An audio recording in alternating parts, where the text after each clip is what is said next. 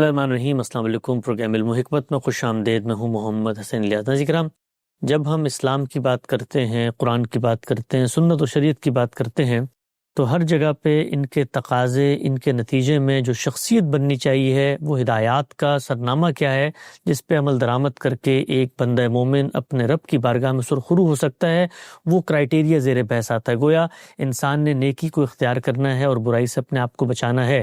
نیکی کو کس طریقے سے اختیار کیا جائے گا، شریعت کے جو مطلوب تقاضے ہیں، دین کی ہدایات کی جو حقیقت ہے، اس پر عمل درآمد کیسے ہوگا۔ ہمارے ہاں امت کے اندر تصوف اور عرفان کی روایت میں اسی چیز کو موضوع بحث بنا کر اس بات پر زور دیا گیا ہے کہ شریعت کو جو حقیقی طور پہ مطلوب ہے وہ اللہ کا تقوی ہے، اس کی بندگی ہے، اس کا تقرب ہے، اس کی طرف جانا ہے، اس کے آگے جھکنا ہے۔ جس وقت تصوف و عرفان پہ تنقید کی جاتی ہے تو ایک بنیادی سوال سامنے آتا ہے کہ اگر تصوف و عرفان کے ذریعے ہم نے اس مقصد کو حاصل نہیں کرنا تو پھر نیکی کو حاصل کرنے کے قرآن و سنت کی روشنی میں ذرائع کیا ہیں اور وہ عملی تصویر کیا ہے جس کے ذریعے ایک بندہ مومن اپنے رب کی بارگاہ میں سرخرو ہو سکتا ہے۔ اسی موضوع کو لے کر حاضر خدمت ہیں حضرت سابق ہمارے ساتھ تشریف فرمائے جناب جاوید احمد غامدی صاحب۔ السلام علیکم غامدی صاحب۔ وعلیکم السلام۔ ہم سب تصوف پر آپ کی کیا معروضات ہیں، کیا تنقیدات ہیں، کیسے آپ دیکھتے ہیں قرآن کی روشنی میں، اسی طریقے سے جو کچھ تصورات عملی طور پہ بنے ہیں، توحید کے ہوں، رسالت کے ہوں، آخرت کے ہوں، نبوت پہ ہوں، تفصیل سے آپ کا نقطہ سامنے آتا رہتا ہے۔ میں ایک عملی مسئلے کے اوپر ڈائریکٹ پن پوائنٹ کر کے آپ سے متعین پہلا سوال یہ پوچھتا ہوں کہ جو کچھ تصوف و عرفان کی روایت ایک اسٹرکچر فراہم کرتی ہے، اس کے اندر ایک شیخ سے تعلق ہے اور پھر آپ کے ہاں قلب جاری ہوگا اور 4 سلاسل نقشبندیہ، چشتیہ، سہروردیہ، قادریہ آپ متعلق ہوتے ہیں، اس کے بعد سلوک کی منازل طے کرتے ہیں، فنا فی الشیخ، فنا فی الرسول و فنا فی اللہ کی منازل طے کرتے کرتے ایک خاص جگہ پہ تقوی کے اس مقام پہ پہنچ جاتے ہیں۔ اس سب کو مائنس کر دیا جائے تو جو دین کا پیکج اس وقت مطلوب ہے اس سے تقرب اللہ اور تقوی کے کیا ذرائع اور کیا راہیں سامنے آتی ہیں؟ اس میں سب سے پہلی بات یہ ذہن نشین کرنی چاہیے کہ ہمارے لیے کیا چیز مطلوب ہے، کیا چیز ہماری منزل ہے، کیا چیز نصب العین کی حیثیت رکھتی ہے، ہمیں دنیا میں کیا چیز حاصل کرنی ہے۔ کیا دین اس معاملے میں رائے قائم کرنا دوسروں پر چھوڑ دیتا ہے یا وہ خود یہ بات بتاتا ہے؟ میں نے بارہا یہ عرض کیا ہے کہ دین کی ہدایت پیغمبروں کے ذریعے سے اب دی گئی ہے تو دونوں باتیں بڑی صراحت کے ساتھ واضح کر دی گئی ہیں۔ ایک یہ کہ دین ہے کیا، اور دوسرے یہ کہ یہ جو کچھ تمہیں دیا جا رہا ہے اس سے مقصود کیا ہے۔ کوئی بھی چیز جب آپ اختیار کرتے ہیں تو میرے نزدیک انسانی سطح پر سب سے پہلا سوال ہی یہ پیدا ہوتا ہے کہ اس کا ہدف کیا ہے، کیا چیز ہے جو حاصل کرنا پیش نظر ہے۔ تو قرآن مجید میں جو رسالت مآب صلی اللہ علیہ وسلم کے تقرر کی آیت ہے وہ اس پورے سوال کا جواب دیتی ہے۔ وہ یہ کہتی ہے کہ اللہ تعالیٰ نے انسانوں پر بڑا احسان کیا ہے کہ اپنا پیغمبر بھیجا ہے، اور جب پیغمبر بھیجا ہے تو اس کو ایک طرف وہ حکمت عطا فرمائی ہے جو حکمت تمہارے علم و عمل کے لیے ضروری ہے، اس کی بنیاد بنے گی۔ وہ دین کیا ہے یہ بھی بتائے گی، دین کی حقیقت کیا ہے یہ بھی بتائے گی، دین میں کیا چیزیں مطلوب ہیں یہ بھی بتائے گی، دین کن احکام کا مجموعہ ہے یہ بھی بتائے گی، اور پھر ان احکام کے نتیجے میں جو قانون اور ضابطہ بنتا ہے جس کو شریعت کہا جاتا ہے وہ بھی ہم نے اس پیغمبر کے ذریعے سے دی ہے، وہ تمہیں سکھائے گا۔ ٹھیک، میں نے اس کو اپنی کتابوں میں واضح کیا ہے کہ دین کی جو ہدایت بھی ہمیں دی گئی ہے وہ 2 اجزاء میں ہے، 2 حصوں میں ہے، ایک الحکمہ، ایک الکتاب۔ الحکمہ کیا ہے؟ الحکمہ میں وہ چیزیں ہیں جو ہمیں ماننی ہیں۔ ماننے کا مطلب یہ ہے کہ ہمیں ان چیزوں کو اس طرح ماننا ہے جس سے ہمارے علم کی تطہیر ہو جائے، ہمارا علم پاکیزہ ہو جائے، ہمارے علم سے ہر آلودگی دور ہو جائے اور ہمارا علم بالکل درست سمت میں اپنے لیے راستہ متعین کر لے۔ ٹھیک، اور وہ چیزیں جن کا تعلق عمل سے ہے ان کو قاعدے ضابطے میں تبدیل کر کے شریعت کا حکم بنا دیا جاتا ہے۔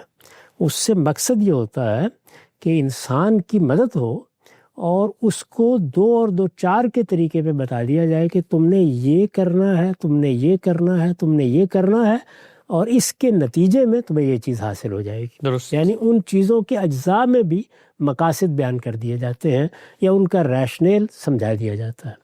تو یہ دوسری چیز شریعت ہے.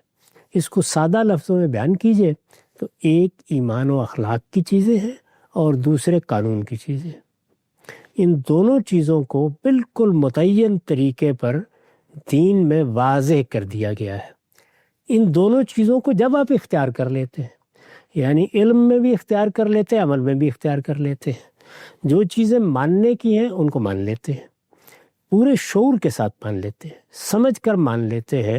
اور جو چیزیں کرنے کی ہیں ان کو اسی طریقے سے پوری طرح سمجھ کر کرنے کے لیے تیار ہو جاتے ہیں. پوری طرح سمجھ کر کرنے کا مطلب یہ ہے کہ کرنا کیا ہے اور کیوں کرنا ہے. یعنی دونوں چیزوں کا واضح جواب انسان کے سامنے ہوتا ہے. تو جس وقت یہ دونوں چیزیں انسان اختیار کر لیتا ہے تو اس کے علم و عمل میں پاکیزگی پیدا ہوتی ہے. اس کو قرآن مجید پاکیزگی ہی سے تعبیر کرتا ہے. چنانچہ دین کا مقصد اس نے متعین کر دیا ہے، یہ علم و عمل کی پاکیزگی ہے. درست. قرآن کی اصطلاح میں اس کو تزکیہ کہا جاتا ہے. یعنی یہ یوں نہیں ہے کہ تزکیہ کوئی الگ سے عمل ہے جو ہم نے دین پر عمل کے ساتھ کرنا ہے، بلکہ دین ہے جس پر ہم نے عمل کرنا ہے، جس کا نتیجہ تزکیہ نکلے گا. اچھا. اس کو قرآن نے جگہ جگہ واضح کیا ہے اور یہ بتا دیا ہے کہ اسی سے انسان کی فلاح مقدر ہے. یعنی اگر وہ یہ راستہ اختیار کرے گا پاکیزگی کا تو اس کا نتیجہ کیا ہے؟ اس کا نتیجہ فلاح ہے. چنانچہ بیان فرمایا ہے کہ قد افلح من تزکا، جس نے اپنے نفس کو پاکیزہ کر لیا. اور نفس کے دونوں پہلو ہیں، یعنی علم کا پہلو، عمل کا پہلو. جس نے پاکیزہ کر لیا وہ فلاح پا گیا. اسی فلاح کو قرآن مجید ہمارا نصب العین قرار دیتا ہے. اسی فلاح کی تفصیل کرتا ہے کہ وہ خدا کا فردوس ہے، وہ ابدی زندگی ہے، وہ پروردگار عالم کی خوشنودی ہے، وہ اس کا تقرب ہے. ان سب چیزوں کو وہ مختلف صورتوں میں بیان کرتا ہے. یعنی یہی فلاح ہے، یہی آخری درجے کی کامیابی ہے. اس کامیابی تک ہمیں پہنچنا ہے اور اس کے لیے دنیا میں کیا کرنا ہے؟ اپنے آپ کو پاکیزہ بنانا ہے. اس پاکیزگی کو پھر مزید احکام کے پہلو سے بھی واضح کر دیا گیا ہے. یعنی وہ کیا چیزیں ہیں جس میں ہمیں اپنے بدن میں پاکیزگی پیدا کرنی ہے، وہ کیا چیزیں ہیں جس میں خور و نوش کو پاکیزہ رکھنا ہے، وہ کیا چیزیں ہیں جس میں اخلاق کی پاکیزگی مطلوب ہے. پورے دین کا جائزہ لے کے دیکھ لیجئے، وہ ہر پہلو سے اس سوال کا جواب دے دیتا ہے. یہ تو ہے وہ نسخہ کیمیا جو اللہ تعالیٰ کی طرف سے ہمیں فلاح کے لیے عنایت فرمایا گیا ہے. ٹھیک. جس طریقے سے ایک اچھا طبیب ایک نسخہ لکھ کے آپ کو دے دیتا ہے، وہ یہ کہتا ہے یہ چیزیں تم کرو گے، یہ دوا لو گے، یہ غذا کھاؤ گے، اس کے نتیجے میں تمہیں یہ چیز حاصل ہو جائے گی. تو یہاں جو چیز حاصل ہوگی وہ بھی بیان کر دی گئی ہے اور جو اس کو حاصل کرنے کے لیے کرنا ہے وہ بھی بیان کر دیا گیا ہے. اس میں اب کسی شخص کے لیے یہ گنجائش ہی نہیں ہے کہ وہ ایک تن کے برابر کوئی کمی کر دے یا ایک تنکے کے برابر کوئی اضافہ کر دے. ٹھیک.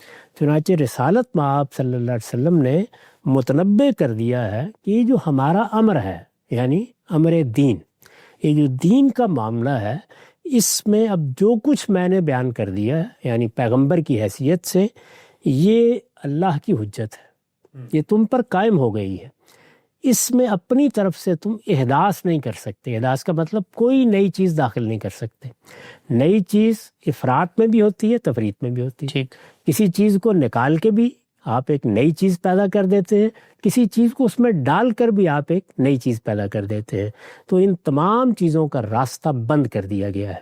اس کو قرآن مجید نے اس طرح بیان کیا کہ جب یہ ہدایت دے دی گئی تو فرمایا کہ الیوم اکملت لکم دینکم واتممت علیکم نعمتی ورضیت لکم الاسلام دینا.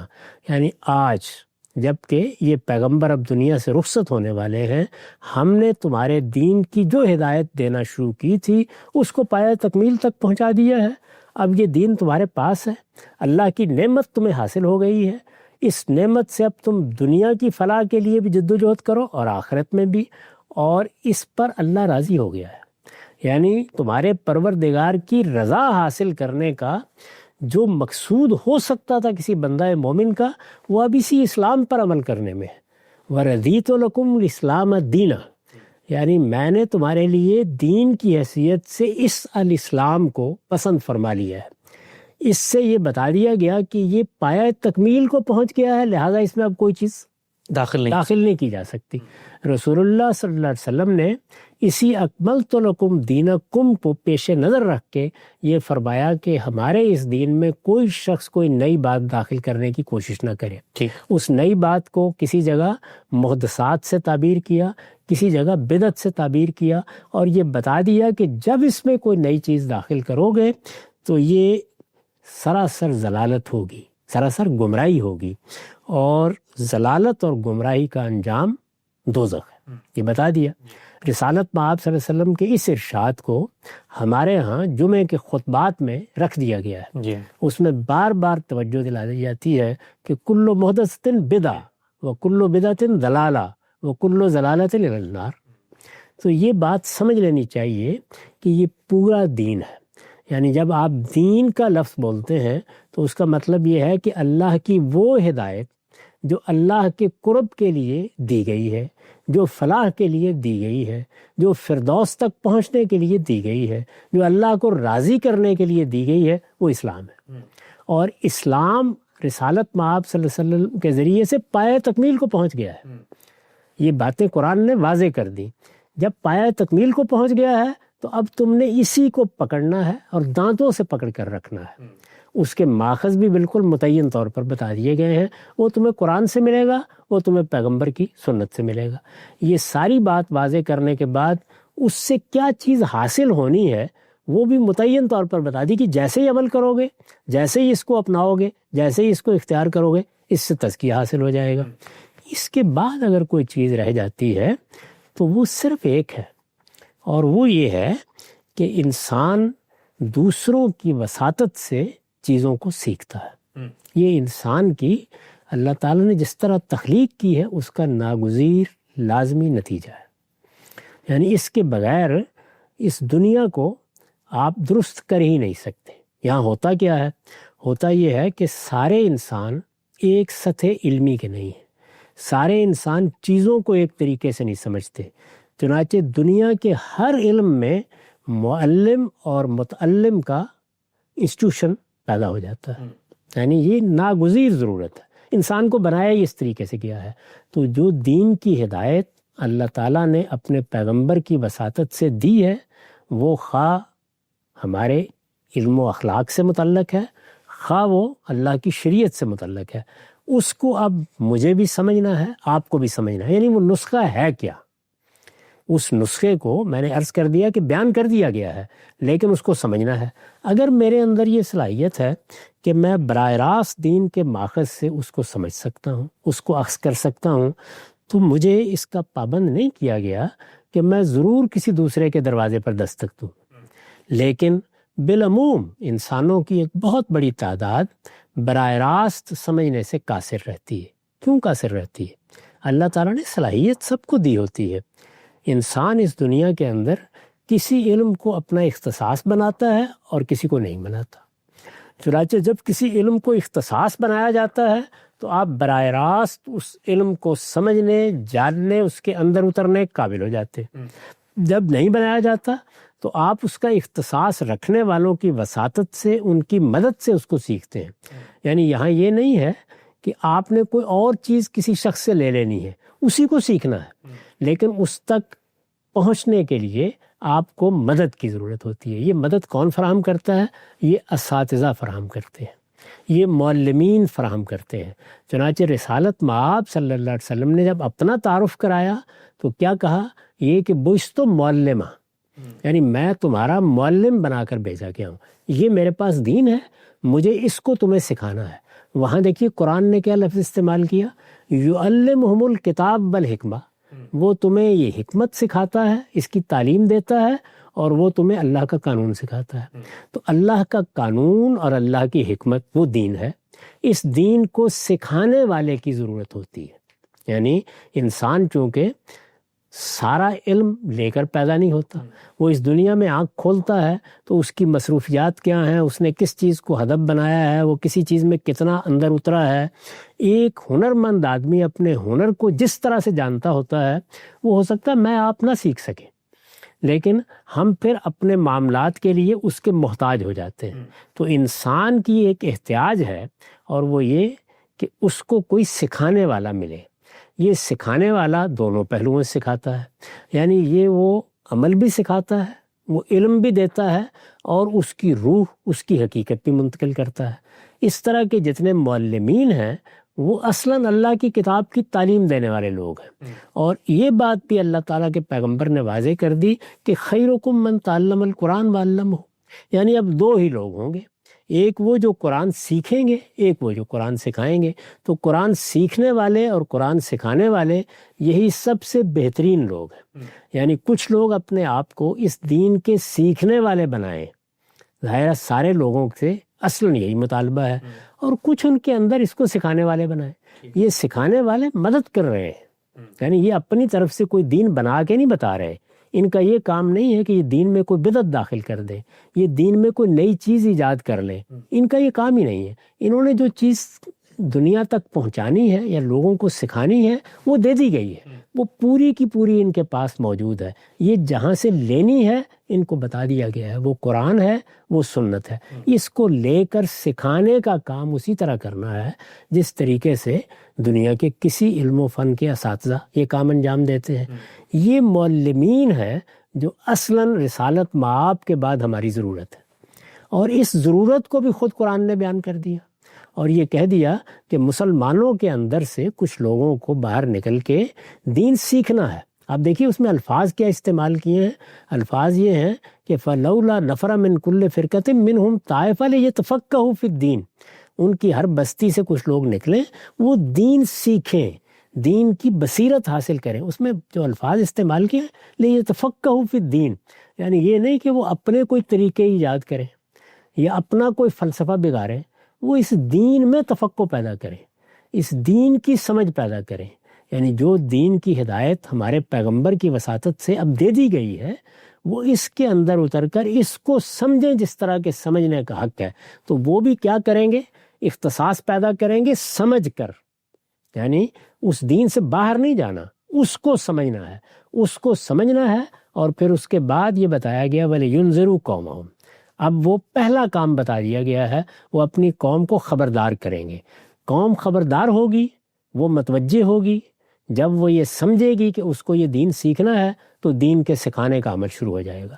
تو علماء یا دین کے جاننے والے یا دین میں تفقہ پیدا کرنے والے لوگوں کا کام کیا ہے؟ خبردار کرنا، متوجہ کرنا، متنبہ کرنا، اور پھر معلم کی حیثیت سے دین سکھانا. اس طرح کے جو معلمین ہیں وہ اس میں کوئی شک نہیں ہے کہ قیامت تک پیدا ہوتے رہنے چاہیے. اس کے لیے بھی مجھے یا آپ کو عقلی استدلال نہیں کرنا پڑا، بلکہ قرآن مجید نے سورہ توبہ میں خود اس کو بیان کر دیا ہے. تو پوری بات بیان کر دی گئی ہے، اس میں نہ کسی کمی کی گنجائش ہے نہ کسی زیادتی کی گنجائش ہے. یہ پوری بات ہے جو بیان کی گئی ہے. جس وقت ہمارے ہاں دین کے معاملے میں یہ بات طے ہوگی کہ وہ پورا کا پورا پایہ تکمیل کو پہنچ گیا تھا، اس میں کسی بدعت کو داخل نہیں ہونے دیا جائے گا، وہ قرآن و سنت میں موجود ہے، اس کو اس کی خالص صورت میں وہاں سے حاصل کیا جائے گا، یہ بات مان لی جائے گی، اور یہ پورے شرع صدر کے ساتھ مان لی جائے گی. اور دوسری ضرورت کہ کسی کو اس کا معلم بننا ہے، اس کے لیے ہم حساس ہو جائیں گے. تو جو کچھ دین چاہتا ہے وہ آخری درجے میں حاصل ہو گیا.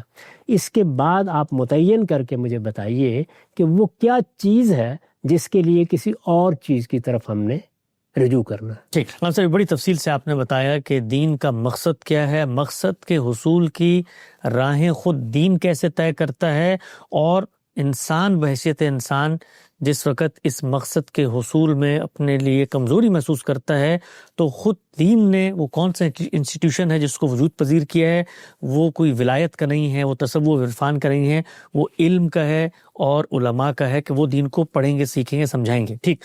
اچھا صاحب، یہاں تک آپ کی بات بالکل تیر کی طرح سیدھی ہے، سمجھ میں آتی ہے. مسئلہ جہاں سے شروع ہوتا ہے وہ یہ ہے کہ میرے اندر دین سیکھنے کی ارج پیدا ہوئی، عالم کا کام تو مجھے ان چیزوں سے انٹروڈیوس کرا دینا. مثال کے طور پہ میں عربی نہیں جانتا, عالم عربی جانتا, تو وہ مجھے ترجمہ کر کے, تفسیر کر کے, دین کے عوارف تقاضے, اس کی ایک فہرست اوامر نبی پکڑا دے گا. سوال یہ ہے کہ عمل درآمد کرنے میں جو دین عالم کی رعایت سے, وساطت سے, مدد سے میں سمجھ چکا ہوں, عمل درآمد کرنے میں کچھ شخصی ایسے پہلو مزاحم ہوتے ہیں کہ بطور انسان کے کہ میں وہ نہیں کر سکتا. مثال عملی لے لیتے ہیں اور اس سے بات کو شروع کرتے ہیں. مثلا دین جاننا چاہتا تھا, میں عالم کے پاس گیا, عالم نے کہا تم اگر اللہ کی عبودیت پرستش کو اختیار کرنا چاہتے ہو 5 وقت نماز پڑھو. اب نماز میری آنکھ نہیں کھلتی, یا نماز کاموں کی مصروفیت کی وجہ سے رہ جاتی ہے, یا طبیعت میں استحضار پیدا نہیں ہوتا, تو اب یہ کام تو دین کا عالم نہیں کرے گا, تو یہ گیپ کیسے فل ہوگا پھر؟ اس میں بھی 2 باتیں الگ الگ سمجھ لیجیے. ایک یہ کہ جو دین کے عالم دنیا میں پیدا ہوئے ہیں ان کی تعریف بھی ہمارے سامنے ہے, اور یہ بات عقلاً بھی بالکل درست ہے کہ سب علماء نہ ایک ذوق کے ہوں گے, نہ ایک رجحان طبیعت کے ہوں گے, نہ ایک جیسی صلاحیتوں کے ہوں گے. میں نے اس سے پہلے علماء پر گفتگو کرتے ہوئے یہ بتایا تھا کہ عام طور پر ہمارے ہاں دین کے علماء, اور ویسے کسی علم و فن کا بھی آپ جائزہ لیں تو ان کی 4 واضح اقسام ہیں. یعنی وہ لوگ جو مجتہدین کی سطح کے ہوتے ہیں. مجتہدین کی سطح کے علماء کا زیادہ ربط و ضبط خود دین کے کانٹینٹ سے رہتا ہے. ٹھیک, وہ علم و تحقیق کی دنیا میں زیادہ تر اپنے آپ کو مصروف رکھتے ہیں, ان کا زیادہ اشتغال اسی سے ہوتا ہے. یعنی چیزوں کو سمجھنا, ان کی تنقیح کرنا. دوسرے لفظوں میں یہ کہیے کہ وہ تفقہ فی الدین کا جو حکم اللہ تعالیٰ نے دیا ہے علماء کو, زیادہ تر اپنی توجہات کا مرکز اس کو بنائے رہتے ہیں. اس کے بعد محقق علماء ہیں. وہ ظاہر بات ہے کہ جو چیزیں بھی سامنے آتی ہیں ان کو جانچتے پرکھتے رہتے ہیں. یعنی اجتہاد کا درجہ تو بہت بلند ہے, لیکن عام طور پر محققین جانچتے پرکھتے رہتے. کوئی چیز غلط تو نہیں آ گئی, کوئی چیز اپنے حدود سے تجاوز تو نہیں کر گئی, کہیں پاؤ کو سیر تو نہیں بنا دیا گیا, سیر کو پاؤ تو نہیں بنا دیا گیا, کوئی چیز لوگوں کے لیے خلط مبث کا باعث تو نہیں بن رہی. تو وہ یہ کام کرتے رہتے ہیں, تنقیح کا کام, چیزوں کو چھانٹنے کا کام. اس کے بعد میں نے 2 اقسام بیان کی تھی. یعنی معلم علماء ہوتے ہیں. اب تعلیم کے دونوں پہلو ہیں, اصلاح و دعوت اور تعلیم. دونوں اقسام کو اگر آپ دیکھیں تو ان کے 2 الگ الگ پہلو ہیں. بعض لوگ وہ ہوں گے کہ جو دین کے کانٹینٹ کو سکھانے میں زیادہ دلچسپی رکھتے ہوں گے. ٹھیک ہے, نماز کے اعمال کیسے ادا کرنے ہیں, کیسے ادا کرنے ہیں, اس کی حقیقت کیا ہے, یہ باتیں سکھائیں. یعنی دین میں دونوں ہی چیزیں ہوتی ہیں, یہ سب چیزیں سکھائیں گے.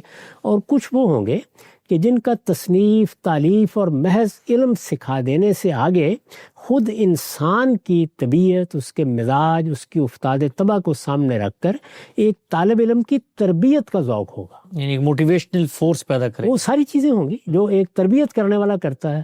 یعنی وہ دیکھے گا کہ رکاوٹیں کیا ہیں, وہ دیکھے گا کہ اس کے ہاں ترددات کہاں کہاں ہیں, ذہنی خلفشار کی کیا نوعیت ہے, اس کو دین کی طرف متوجہ کرنا ہے تو اس میں کہاں کہاں قبول حق میں رکاوٹیں پیدا ہو رہی ہیں, کہاں حق پر عمل کرنے میں رکاوٹیں پیدا ہو رہی ہیں. یہ وہ چیز ہے کہ جو ہر شخص کے ہاں ضروری نہیں کہ ہو. یعنی ممکن ہے کہ ایک بہت بڑے مجتہد کے ہاں یہ چیز موجود نہ ہو, محققین کے ہاں یہ صلاحیت موجود نہ ہو. تو بعض علماء لازماً ایسے پیدا ہو جائیں گے جن کا اصلی ذوق یہی ہوگا کہ وہ لوگوں کو اپنا مرکز بنائیں. یعنی ایک چیز یہ کہ علم کو دین کے علم کو مرکز بنایا جائے, اور ایک یہ کہ مسلمانوں کو مرکز بنایا جائے, دین سمجھنے والوں کو مرکز بنایا جائے. یہ دین سمجھنے والوں کو مرکز بنانا ہی ہے جس کے لیے مربی, تربیت کرنے والے, یا جو لفظ بھی آپ اس کے لیے اختیار کر لیں, معلمین کی وہ قسم وجود میں آ جائے گی. معلمین کی اس قسم میں جس طریقے سے آپ یہ کہتے ہیں کہ جو آدمی دین میں تحقیق کر رہا ہے اس کو عربی زبان آنی چاہیے, اس کو مسلمانوں کے پورے علم کی تاریخ سے واقف ہونا چاہیے, اس کو جو مختلف منہاج اختیار کیے گئے ہیں ان کو سمجھنا چاہیے, اسے یہ جاننا چاہیے کہ کس طریقے سے دین کو جاننا ہے, سمجھنا ہے, اس کے اندر اترنا ہے. یہ کہتے ہیں نا یہ ساری چیزیں. اس طرح جس آدمی کو افراد سے معاملہ ہے, یعنی اس نے لوگوں کی تربیت کرنی ہے, لوگوں کو تعلیم دینی ہے, لوگوں کی تربیت کرنی ہے. یعنی اس میں تعلیم کا پہلو کسی کے ہاں غلبہ رکھے گا, کسی کے ہاں تربیت کا پہلو غلبہ رکھے گا. تو جن کو خاص طور پر تربیت کرنی ہے ان کو پھر کتابوں کو, تنقیحات کو, صرف و نحو کو نہیں بلکہ آدمی کو اپنی توجہات کا مرکز بنانا ہے۔ جیسے وہاں کچھ چیزوں کا سیکھنا ضروری ہے، اسی طرح یہاں بھی کچھ چیزوں کا سیکھنا ضروری ہے۔ اس کو اگر آپ سادہ تعبیر میں ڈھالیے تو وہ یہ ہے کہ اس طرح کے تربیت کرنے والوں کو بہت اچھے ماہرین نفسیات ہونا چاہیے۔ یعنی وہ انسانی نفسیات کیا ہے، انسان میں رکاوٹیں کیسے پیدا ہوتی ہیں، انسان خرابیوں کی طرف کیوں زیادہ مائل ہوتا ہے، اس کی شخصیت میں وہ کیا جگہ ہیں جہاں نشیب و فراز ہیں، ان کو دور کرنا ہے، اس کے طریقے ڈھونڈیں گے۔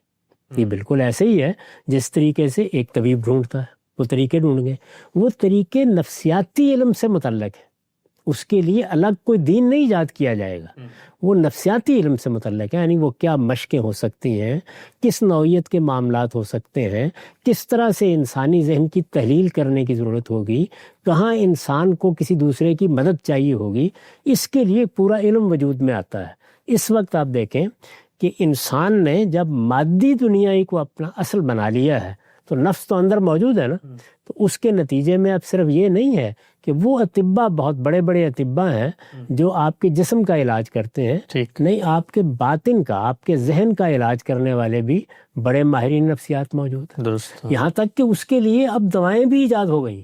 یعنی آپ کے ہاں صرف یہ نہیں ہے کہ سائیکالوجسٹ ہیں، وہ بڑے بڑے سائیکاٹرسٹ بھی ہیں، پیدا ہو گئے نا یہ اس کے نتیجے میں۔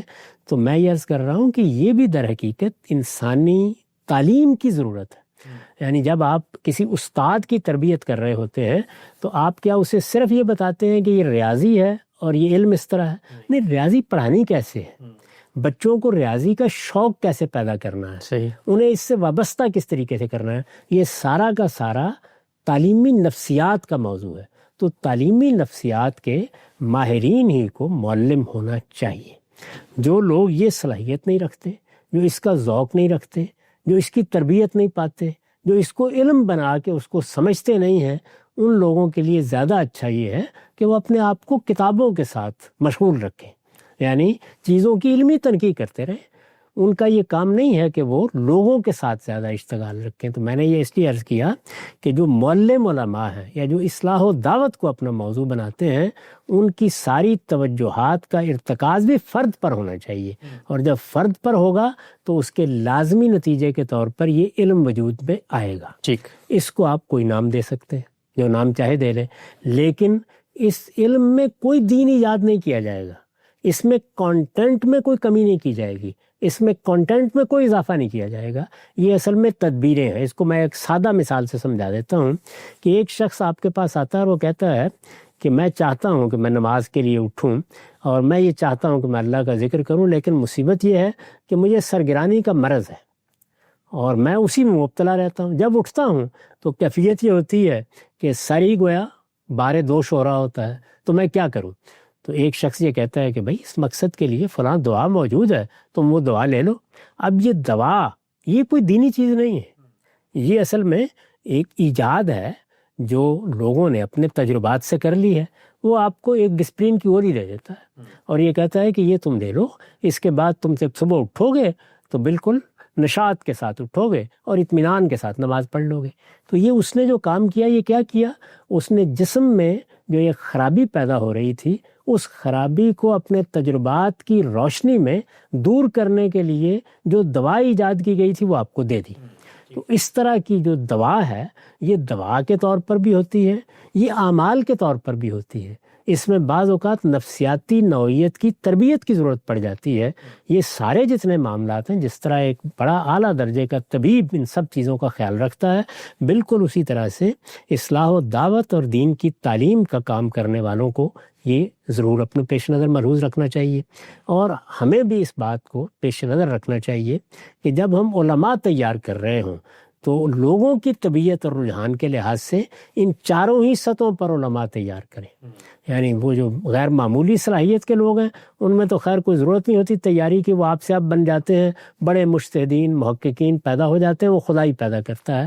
لیکن جن کو ہم معلم بنائیں یا جن کو اصلاح و دعوت کی ذمہ داری دیں، ان میں دیکھیں کہ کون کانٹینٹ یا محتویات یا دین کا جو کچھ بھی ذخیرہ ہمارے پاس ہے اس کی تعلیم دینے والے ہیں، اور کون اس تعلیم کے لیے انسان کو تیار کرنے والے ہیں۔ ٹھیک، یہ دونوں طرح کی چیزیں موجود ہوں گی، یہ ہونے چاہیے. اس مقصد کے لیے ادارے بھی بننے چاہیے، بس یہ ضرورت ہے.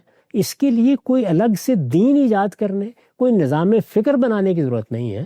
یعنی جس طرح سے اللہ تعالیٰ نے انسانی جسم کو تندرست رکھنے کے لیے لوگوں کے اندر طب کی ایک سہولت پیدا کر دی، یعنی بیماریاں ہیں ان کی تشخیص ہو گئی، علاج ہیں وہ دریافت ہو گئے، کسی جڑی بوٹی سے معلوم ہو گیا یہ چیز حاصل ہو سکتی ہے. اسی طرح معدنیات سے بہت سی چیزیں بن گئیں. اب ہم نے اس میں نئی نئی ایجادات کر کے اس سارے معاملے کو سرجری کے منتہائے کمال تک پہنچا دیا. یہ سب چیزیں کیا ہیں؟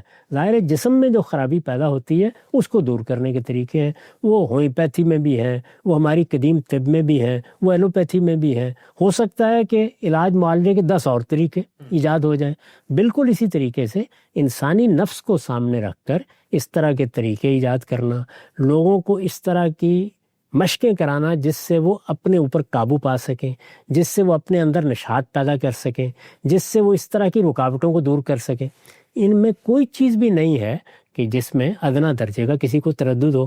ضرور کرنا چاہیے، لیکن اس کا کسی خاص علم و فن کو دین بنانے سے کیا تعلق ہے؟ ٹھیک، نقطہ بالکل واضح ہوا. اچھا ہم صاحب 2 اصولی سوالات آپ کی اس پیشکش سے پیدا ہوتے ہیں اور میں چاہتا ہوں اس پروگرام میں ہم ان کو ایڈریس کر کے پروگرام کا خاتمہ کریں گے. ابھی ہیں ہمارے پاس 15 منٹ. یہ بتائیے گا کہ جس وقت آپ نے میرے سوال کے جواب میں اس چیز کو ایڈریس کیا کہ دین کی ہدایت تک پہنچنے میں جو رکاوٹیں ہیں ان کو بھی بارکیف دور کیا جائے گا، اور دور دین کے ذریعے نہیں کیا جائے گا، دور انسانی نفسیات کے ذریعے جو انسان کے مسائل ہیں ان کو سامنے رکھ کے علماء کریں گے. علماء میں بھی وہ جو وائزین ہیں، جو موٹیویٹ کرنا جانتے ہیں، جو انسان کے ساتھ کنیکٹ رہتے ہیں. اس پر سوال یہ ہے کہ قرآن مجید تو یہ کہتا ہے کہ آپ نے لوگوں کے اندر اگر خدا کا خوف پیدا کرنا ہے تو یہ سارا کا سارا معاملہ قرآن کے ذریعے ہونا چاہیے. فذکر بالقرآن من یخاف وعید. تو اب آپ نے جو بات پیش کی ہے قرآن تک پہنچنے میں ایک اور علم داخل ہو گیا اور وہ ہے نفسیات کا علم. اس کا مطلب یہ ہے کہ قرآن مجید پھر اس معاملے میں وہ پورا کام نہیں کر سکتا. یہاں پر ہمیں انسانی نفسیات کے علم کو بیچ میں لانا پڑے گا. قرآن مجید ایک تندرست آدمی کو مخاطب کرے گا نا. کوئی شخص بیمار ہے، اسی لیے میں نے مثال دی کہ ایک شخص کو سر درد ہو رہا ہے تو وہ تو اس قابل ہی نہیں رہا کہ وہ آپ کی بات سن سکے. اس کی طبیعت اتنی خراب ہے، طبیعت اتنی ناساز ہے کہ وہ توجہ ہی نہیں دے سکتا. قرآن مجید ایک تندرست آدمی کو خطاب کرے گا. قرآن مجید معالجے کی کتاب نہیں ہے، اس نے ایک تندرست آدمی کو خبردار کر کے دین کے راستے پر لانا ہے. یہ قرآن کا کام ہے. لیکن آدمی کسی بیماری میں مبتلا ہے، اس کے ہاں کچھ رکاوٹیں پڑ گئی ہوئی ہیں، اس کی تربیت میں کوئی نقص رہ گیا ہوا ہے، وہ اپنے آپ کو خراب کر بیٹھا ہے، بری صحبت میں اس نے پہلے نیوٹرل کرنا ہے اس کو، تو اس کو درست کرنا ہے. اسی لیے میں نے مثال دے کے بتایا کہ یہ ایسے ہی ہے جیسے سر درد ہے.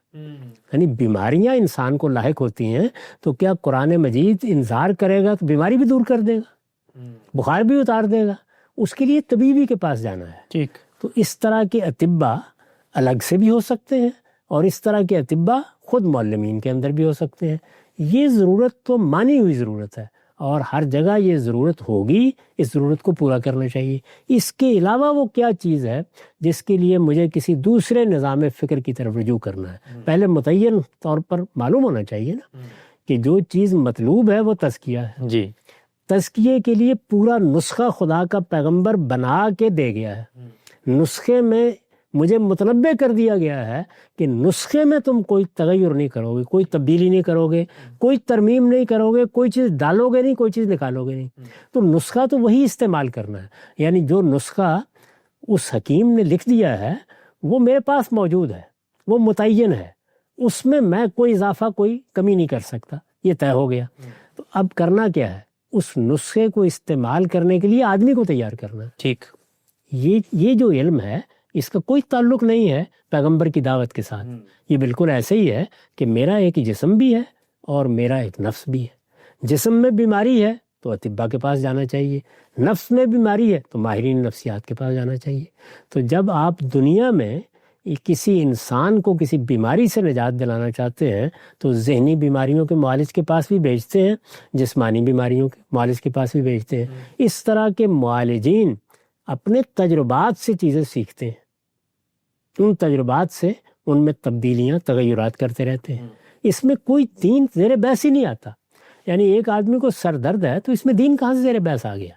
سر درد کو دور ہونا ہے اور اس کے لیے اسے کسی طبیب کے پاس جانا ہے، کسی ڈاکٹر کے پاس جانا ہے جو اس فن کو، اس علم کو جانتا ہے۔ بالکل یہی معاملہ اس میں بھی ہے۔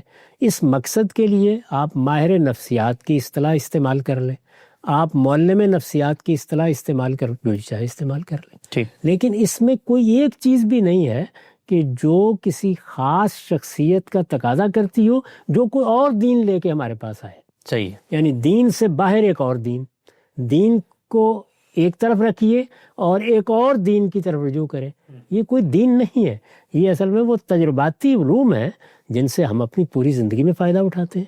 یعنی مجھے اگر مثال کے طور پر بیٹھ کر کام کرنا ہے تو میں ایک ترخان کے پاس جاتا ہوں، ایک کارپینٹر کے پاس میز بنواتا ہوں، وہ اس میز پر بیٹھ کر مجھے دین کی خدمت کرنی ہے، تو کیا وہ میز بنوانے کا عمل جو ہے وہ بھی دین کر کے دے گا، وہ بھی قرآن سے ہو جائے گا؟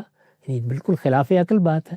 تو میں یہ عرض کر رہا ہوں کہ کچھ چیزیں تجرباتی علوم سے متعلق ہیں، تجرباتی علوم سے آپ آخری درجے میں فائدہ اٹھائیں، اس میں صرف ایک ہی بات ہے، یعنی دین کے کانٹینٹ میں یہ جو نسخہ لکھ کے دے دیا گیا ہے اس میں کوئی چیز داخل نہیں ہونی چاہیے۔ نقطہ بالکل واضح ہوا۔ اچھا خان صاحب، یہ جو آپ نے بھی پیشکش کی ہے، اسی پر ایک توضیحی سوال کہ یہ بات تو سمجھ میں آتی ہے کہ بھئی حفظان صحت کے اصول ایک کتاب میں لکھے ہوئے، ایک صحت مند آدمی اس پر پوری زندگی عمل درآمد کرتا رہے تو اس کو فائدہ حاصل ہوگا، لیکن اگر کوئی بیمار آدمی ہے تو اب حفظان صحت کے اصول اس کا اس وقت کچھ نہیں کریں گے، پہلے بیماری دور کی جائے گی پھر اصل اس پر آیا جائے گا۔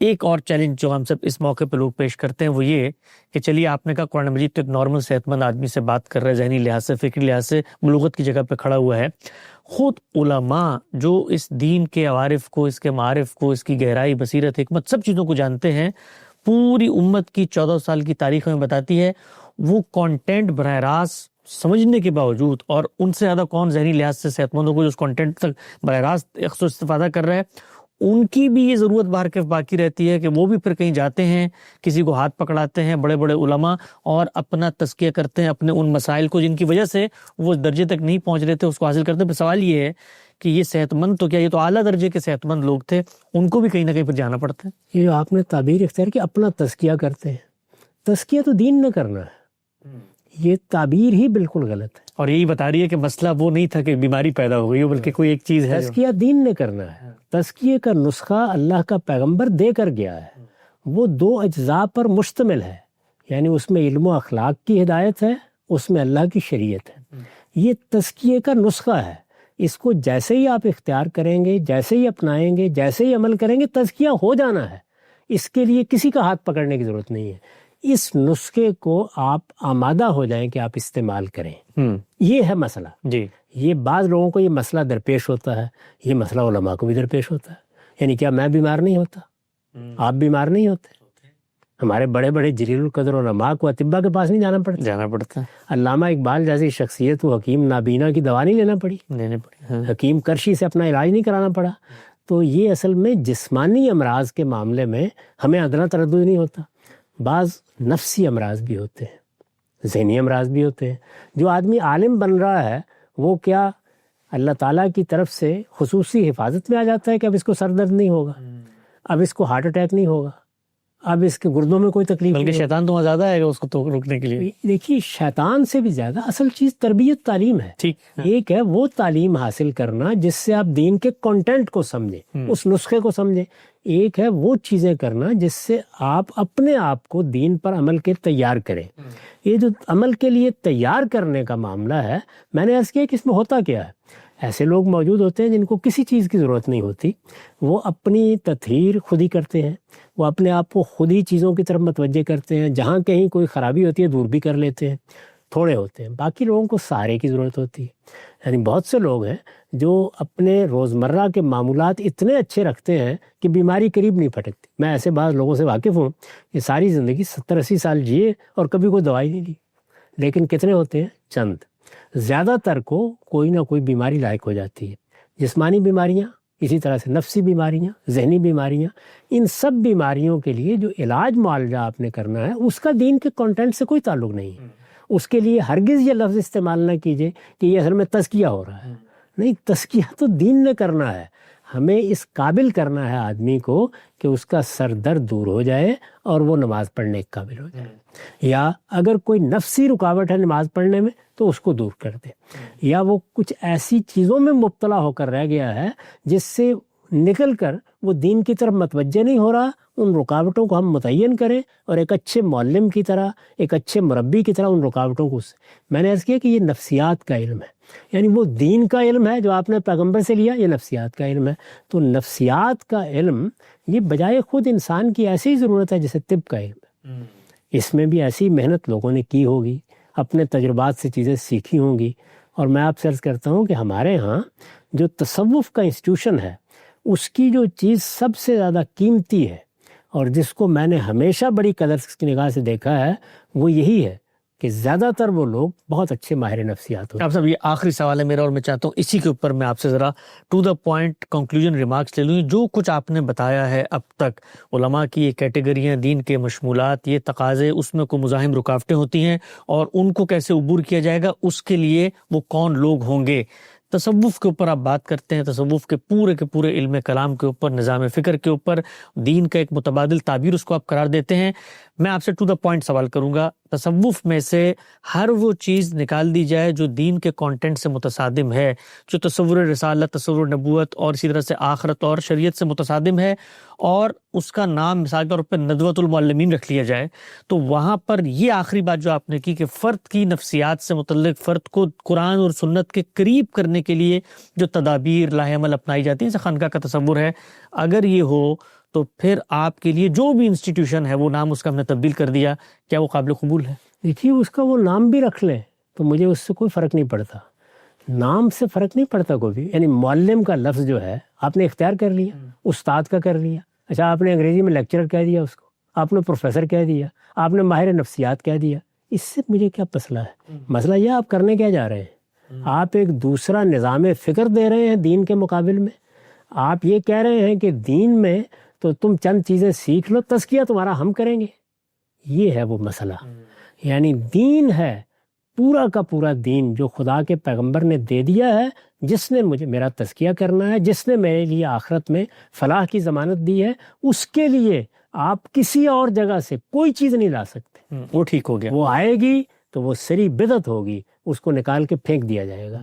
اب آپ تدابیر کی دنیا میں کھڑے ہیں، وہ تدابیر زیر بحث لائیے، وہ تدابیر دنیوی تدابیر ہونی چاہیے۔ جیسے کہ ایک اچھا معلم کہتا ہے کہ طالب علموں میں علم کا شوق پیدا کرنے کے لیے یہ فلاں چیزیں کرنی چاہیے، کون آدمی ہے جو اس سے انکار کرے گا؟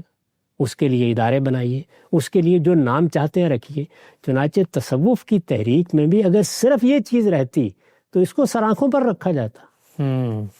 یعنی اگر انہوں نے ایسے ادارے بنا دیے ہوتے جس میں بہت اچھے معلمین، بہت اچھے مربی انسانی نفس کے اندر جو اس طرح کی خرابیاں ہیں ان کا علاج کرتے، اور اس علاج معالجے کی تدبیریں وہ سیکھتے اور اپنے تجربات سے وہ دوسروں کو منتقل کرتے، کوئی مسئلہ نہیں تھا۔ نہیں، اس میں ایک پورا علم کلام وجود میں آیا، ایک مابعد طبیعیات وجود میں آئی، ایک پورا نظام فکر بنایا گیا، اس میں الگ ماخذ اس کے بنائے گئے۔ یہ سب کچھ بنانے کے بعد مناسب وجود پذیر ہو گئے، ولایت کا پورا انسٹیٹیوشن بن گیا۔ یہ سارا کا سارا اپنی ابتدا سے انتہا تک سری بدعت ہے، یعنی اس میں بالکل ایک نیا دین بنا کے اس کا پیوند خدا کے دین کے ساتھ لگا دیا گیا۔ تو جب نقد ہوتا ہے تو اس پر ہوتا ہے۔ یہ جو حصہ ہے، اس حصے کا آپ جو نام چاہے رکھ لیں۔ اب اگر اس پہ تنقید کی جاتی ہے تو اس لیے کی جاتی ہے کہ اس کے ساتھ ایک پوری تاریخ وابستہ ہو چکی ہے۔ چنانچہ ہم نے بھی جب یہ کہا کہ ہم چاہتے ہیں کہ خانقاہ بنا لیں، خانقاہ اپنی ذات میں ایک بہت ہی اعلیٰ درجے کا ادارہ ہے، یہ اسی مقصد کے لیے ہے جس پر آپ نے سوال کیا۔ تو لوگوں نے کہا کہ یہ وہ اصطلاح وہاں سے کیوں لے لی گئی؟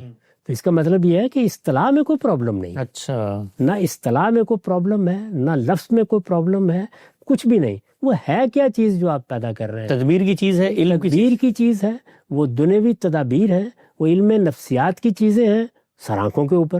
اس میں اگر دین نیا بنایا جا رہا ہے تو یہ چیز کس طریقے سے قابل قبول ہو سکتی؟ یہ تو کسی طرح بھی قابل قبول نہیں ہے، تو تنقید اس کی جاتی ہے۔ چنانچہ یہ اپنی جگہ ضرورت موجود ہے، اس ضرورت کو پورا کرنے کے لیے آپ جدوجہد کرتے ہیں، اور اس میں کوئی اس سے فرق نہیں پڑتا کہ اصطلاح کہاں سے لی. مثال کے طور پر ہم نے لوگوں کو تعلیم دینی ہوتی ہے. اس وقت آپ جانتے ہیں کہ ہمارے ہاں دینی تعلیم کے اداروں نے یونیورسٹی کا لفظ اختیار کر لیا جی، جو کہ ہے سیکولر تعلیم کے لیے بالعموم استعمال. اس سے کیا فرق پڑا؟ یعنی یونیورسٹی کوئی بری چیز نہیں ہے، کالج کوئی بری چیز نہیں ہے. آپ نے انگریزی زبان سے لفظ کالج لے لیا، آپ نے یونیورسٹی لے لیا. آپ تدابیر لیں. اچھا، آپ نے کہا کہ ہمارے ہاں جو پڑھانے کے طریقے تھے درس نظامی کے، ہم ان طریقوں کو جدید طریقوں میں بدل رہے ہیں. ماسٹرز کروا. مثلا میں یہ کہہ رہا ہوں کہ ہمارے ہاں پڑھانے کا طریقہ یہ تھا کہ ایک کتاب ایک فن کی پڑھائی جاتی ہے، جبکہ مغربی تعلیم میں استاد اصل میں بہت سی کتابوں کو سامنے رکھ کر ایک لیکچر دیتا ہے، اسائنمنٹس دیتا ہے اور اس طریقے سے تعلیم دیتا ہے. تو یہ تعلیم کا طریقہ ہے. یہ 10 طریقے آپ روز اختیار کریں، اس کا کوئی تعلق کانٹینٹ سے نہیں ہے. یعنی ہمارے سامنے کیا ہے؟ تفسیر پڑھانی ہے، تفسیر پڑھانے کے 10 طریقے آپ ایجاد کر لیں. تو جب تک آپ ان طریقوں تک محدود ہیں کوئی قابل اعتراض چیز نہیں ہے، بلکہ یہ ہونا چاہیے. یہ سوسائٹی کی ضرورت ہے، جس طرح مدرسہ سوسائٹی کی ضرورت ہے، جس طرح کالج سوسائٹی کی ضرورت ہے، یونیورسٹی سوسائٹی کی ضرورت ہے. بالکل اسی طریقے سے تربیت کے ادارے، ان کو آپ خانقاہ کہہ لیجئے، وہ بھی سوسائٹی کی ضرورت ہے. یعنی یہ لازمی ضرورتیں ہیں، لیکن ان کو ہر حال میں تدبیر کے دائرے میں ہونا چاہیے، اور وہ تدابیر دین بنانے کی نوعیت کی ہرگز نہیں ہو سکتی. اس میں آپ دین کو زیر بحث نہیں لائیں گے، اس میں آپ سر درد کے لیے دوا دیں گے. وہ بتائیے کیا دے رہے ہیں؟ اگر وہ دنیوی تدبیر ہے، تجربات پر مبنی ہے، اس میں کوئی خاص مشق، کوئی خاص ریاضت ہے، اس سے دین کو آپ نے متعلق نہیں کیا، اس پر کس کافر کو کوئی اعتراض ہو سکتا؟ نقطہ بالکل واضح ہو گیا. غام صاحب سے ہم نے آج ایک بہت ہی اہم سوال پر استفادہ کیا کہ تصوف و عرفان کی روایت کے بغیر تزکیہ نفس کا حصول کیسے ہوگا. غامدی صاحب نے دور دو چار کی طرح واضح کیا کہ تزکیہ دین پر عمل درآمد کرنے کا لازمی نتیجہ ہے. دین متعین ہے قرآن و سنت کی صورت میں، اور دین کی ہدایت پہ عمل درآمد میں اگر کوئی چیز مزاحم ہے تو اس کے لیے تعلیم اور تعلم کا انسٹیٹیوشن ہے، جو خود قرآن مجید نے واضح کر دیا ہے. ایک پورا کا پورا متبادل فریم ورک سامنے آتا ہے جو ہمارے یہاں بالعموم لوگ پیش کرتے ہیں. سلسلہ گفتگو کو یہاں پہ روکتے ہیں، انشاءاللہ دوبارہ حاضر خدمت ہوں گے. اب تک آپ کا بہت شکریہ.